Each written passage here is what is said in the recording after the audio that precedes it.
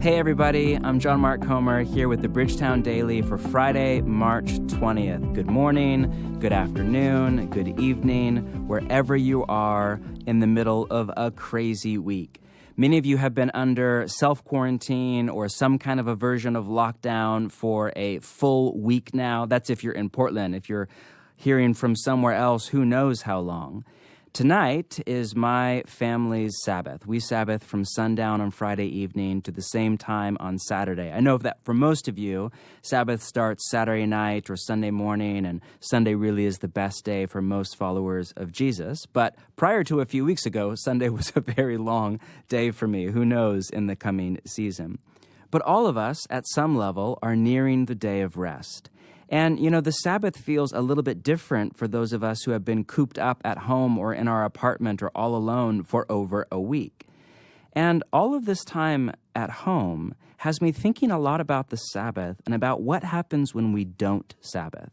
There's a fascinating warning in the Torah, in the book of Leviticus, to Israel on just what will happen, the gravity of what will happen if they neglect the practice of Sabbath. Let me read to you from Leviticus chapter 25. God says this, "Speak to the sons of Israel and say to them, when you come into the land which I shall give you," and the land then is to have a Sabbath to the Lord. Notice, not just you, the land. The earth, planet Earth, is to have a Sabbath to the Lord. 6 years you shall sow your field, and 6 years you shall prune your vineyard and gather in its crop. But during the 7th year, the land shall have a Sabbath rest, a Sabbath to the Lord. You shall not sow your field nor prune your vineyard. So this is an agrarian economy. That would be like saying don't go into the office for a year and just live off dividends or something like that in our knowledge economy. But God goes on, if they neglect the practice of Sabbath and the sabbatical year, if they do not care not only for kind of the community, but for the earth itself, then God has this warning. I will scatter you among the nations and will draw out a sword after you as your land becomes desolate and your cities become waste. That's fascinating. Many of our cities right now feel like a wasteland. Then the land will rest and enjoy its Sabbaths. All the days of its desolation, it will observe the rest which it did not observe on your Sabbaths while you were living in it.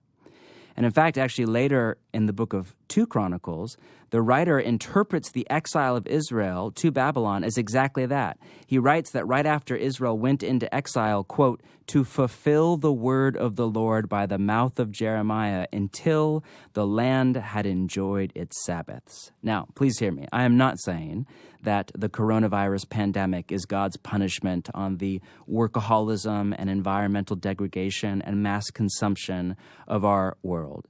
If the disease has a spiritual source or some kind of a spiritual backing, I would default to laying the blame at the feet of the Satan, not at Jesus of Nazareth. In every single example we have of Jesus' interaction with disease and death in the 4 Gospels, he sees it in every time as an enemy to fight, not the will of the Father's love or some kind of divine plan. That said, there is something to the idea of a forced Sabbath or a forced kind of sabbatical season to life and for the earth itself. Wayne Mueller, in his book on the Sabbath, has this idea that if we neglect the Sabbath, often we get sick, and illness or injury then becomes our Sabbath against our will, a kind of forced Sabbath or season of rest. I think I wrote in my last book that Sabbath is coming for you, whether as discipline or as delight. And that sounds ominous, but it's really not. It just shows how deep the need in the human body and in the earth itself it is for rest. So as we look forward to the Sabbath, look forward to a day of stopping and resting and delighting and worshiping, the 4 movements of Sabbath. I think the opportunity that we have with the corona kind of moment is to give more time to rest, to cease from consumption, to lower our pollution. I mean, they are saying that you can hear the birds in Chinese cities for the first time in years. They're saying you can see clear sky and the stars better than in decades. There is a chance, even up against the satanic evil of disease and death, that rest, right now we have a chance, an opportunity to rest in God as an act of trust in God.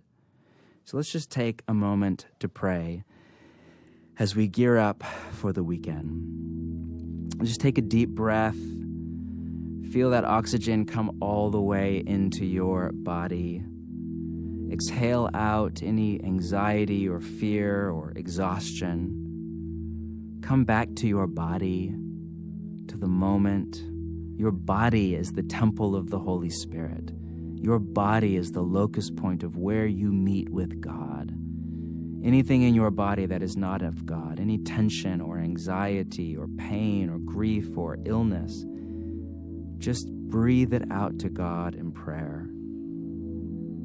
Feel your feet on the ground and ground yourself in God through abiding. That word from John 15, to abide, it's meno in Greek. It can be translated to make your home in God, or my favorite translation is to come to rest in God, as God comes to rest in you. Just take this moment to come to rest in God and His love, to give Him not only your fear, but your trust and your gratitude. Whatever comes, comes. Just take this moment to rest.